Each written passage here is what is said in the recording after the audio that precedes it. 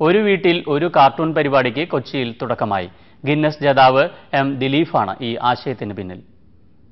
രാഷ്ട്രീയ സിനിമാ രംഗത്തുള്ള നിരവധി പ്രമുഖരുടെ കാരിക്കേച്ചർ വരച്ച് ശ്രദ്ധേയനായ ദിലീപാണ് വീട്ടിലെത്തി കുടുംബത്തിന്റെ കാരിക്കേച്ചർ വരച്ചു നൽകുന്ന മൊബൈൽ ലൈവ് കാരിക്കേച്ചർ എന്ന ആശയം പ്രവൃത്തിപഥത്തിലെത്തിച്ചത്. കാരിക്കേച്ചറിനെ കൂടുതൽ ജനകീയവൽക്കരിക്കുകയാണ് ലക്ഷ്യം. കലാകാരന്മാരുൾപ്പെടെ 15 പേരാണ് ഈ യുവാവിന്റെ സംഘത്തിലുള്ളത്. കോഴിക്കോട് ഫോക്കസ് മാളിൽ ലൈവ് കാരിക്കേച്ചർ സ്റ്റുഡിയോ നടത്തുന്ന ദിലീപ് കഴിഞ്ഞ 6 വർഷമായി ഈ രംഗത്തുണ്ട്.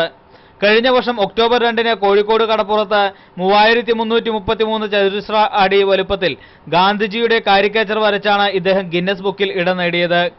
ചിത്രം വരച്ച് ഫ്രെയിം ചെയ്ത് നൽകുന്നതിന് 2000 രൂപ മുതലാണ് ഈടാക്കുന്നത്.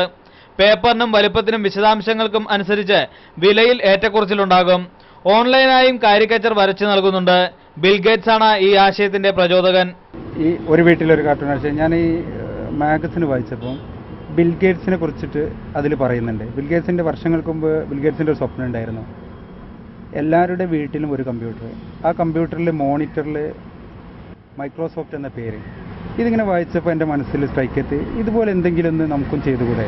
എന്തുകൊണ്ട് ഇതിൽ നിന്നാണ് ഞാൻ ഒരാശയം ഉണ്ടാക്കി. എല്ലാവരുടെ വീട്ടിലും സ്വീകരണ മുറിയിൽ അവരുടെ ഫാമിലിയുടെ ഒരു കാരിക്കേച്ചർ വരച്ച് ഫ്രെയിം ചെയ്ത് കളർ ചെയ്ത് തൂക്കിയാൽ എങ്ങനെ ഇരിക്കും. ഇതിൻ്റെ ഒരു തുടക്കമായിരുന്നു ഇന്നലെ ഇവിടെ സംഭവിച്ചത്. 1997 കേരള കാർട്ടൂൺ അക്കാദമിയുടെ കാരിക്കേച്ചർ അവാർഡും 2000 മില്ലേനിയം കാർട്ടൂൺ പുരസ്കാരവും ദിലീപ് സ്വന്തമാക്കിയിട്ടുണ്ട്. സൂരജ് രാജ്, സൂര്യ ന്യൂസ്, കൊച്ചി.